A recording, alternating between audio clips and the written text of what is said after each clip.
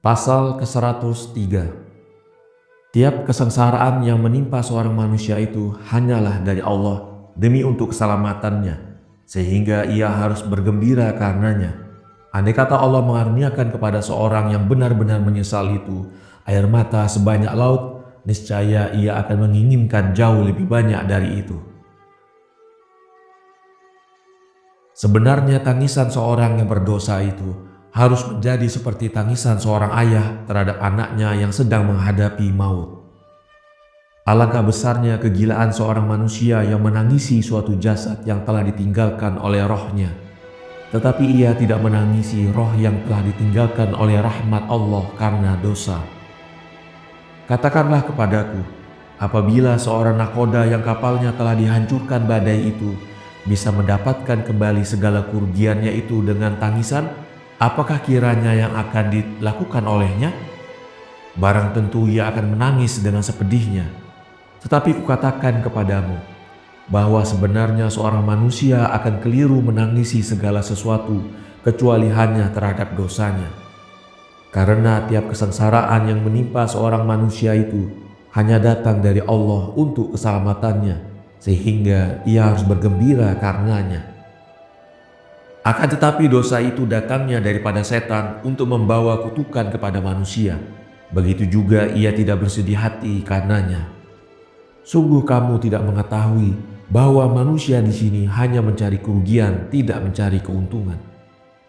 Bartolomeus menanyakan, "Ya Tuan, apakah yang harus diperbuat oleh seorang yang tidak bisa menangis karena hatinya asing dari tangis?"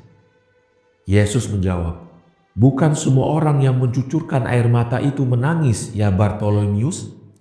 Demi Allah, ada sebagian orang yang mata mereka belum pernah meneteskan barang setetes air pun, namun mereka telah menangis lebih banyak daripada 1.000 orang yang mencucurkan air mata. Sesungguhnya tangisan seorang yang berdosa itu merupakan kebakaran hawa nafsu duniawinya karena sangatnya kesedihan. Dan sebagaimana cahaya matahari menjaga sesuatu yang terletak di tempat yang tinggi itu dari kerusakan, begitu pula terbakarnya hawa nafsu itu menjaga diri dari dosa. Maka andai kata Allah mengaruniakan kepada seorang yang benar-benar menyesal itu air mata sebanyak laut, niscaya ia akan menginginkan jauh lebih banyak dari itu. Dan yang akan dapat menghilangkan keinginan demikian hanya satu tetes kecil yang akan dialirkannya laksana dapur yang besar apinya, menghilangkan setetes air. Adapun mereka yang mudah mencucurkan air mata, maka mereka itu laksana seekor kuda yang kian ringan bebannya, kian cepat larinya." Pasal ke-104. Apabila Herodes memberikan kepadamu pakaian sebagai titipan, kemudian ia mengambilnya kembali daripadamu, adakah alasan bagimu untuk menangis? Sebenarnya ada sekelompok manusia yang mengumpulkan antara hawa nafsu dari dalam dengan air mata dari luar. Akan tetapi orang semacam ini akan menjadi seperti Yeremia. Maka dalam tangisan itu Allah akan menimbang kesedihan lebih banyak daripada air mata. Kemudian Yahya bertanya, "Ya Guru, bagaimana seorang itu akan rugi dalam tangisan yang bukan disebabkan karena suatu dosa?" Yesus menjawab, "Apabila Herodes memberikan kepadamu satu pakaian sebagai titipan, kemudian ia mengambilnya kembali daripadamu, apakah ada alasan bagimu untuk menangis?" Yahya menjawab, "Tidak." Kemudian Yesus berkata, "Jika demikian, maka alasan untuk menangisi bagi seorang yang kehilangan sesuatu atau luput dalam mencapai keinginannya lebih kurang dari itu, karena segala sesuatu ini datangnya dari tangan Allah. Jika demikian, apakah tidak ada kekuasaan bagi Allah untuk berbuat sekehendaknya terhadap segala yang dimilikinya, wahai insan yang dungu?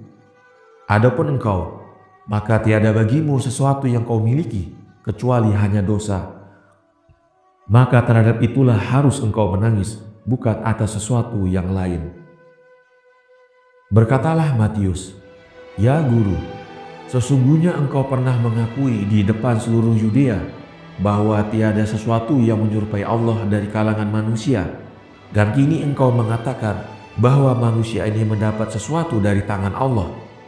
Maka apabila Allah itu mempunyai dua tangan, maka ia ada persamaannya dengan manusia. Yesus menjawab, "Sesungguhnya engkau dalam kesesatan, ya Matius, dan banyak orang telah sesat begitu, karena mereka tidak memahami maksud kalimat itu. Karena tiada mesti seorang itu memperhatikan kalimat itu dari lahirnya, akan tetapi dari maknanya, karena ucapan manusia ini adalah sebagai terjemahan antara kita dengan Allah. Tidakkah engkau mengetahui bahwa dikala Allah berkehendak untuk berfirman kepada nenek moyang kita di atas gunung Sinai, nenek-nenek kita itu meneriakkan, 'Berbicaralah engkau ya Musa dengan kami, dan janganlah Allah yang berfirman dengan kami, agar kami tidak sampai mati.' Dan apakah yang telah difirmankan oleh Allah kepada nabinya Yesaya? Tidakkah sebagaimana jauhnya langit itu dari bumi, begitu juga jauhnya cara-cara Allah dengan cara-cara manusia, dan pikiran-pikiran Allah dengan pikiran-pikiran manusia.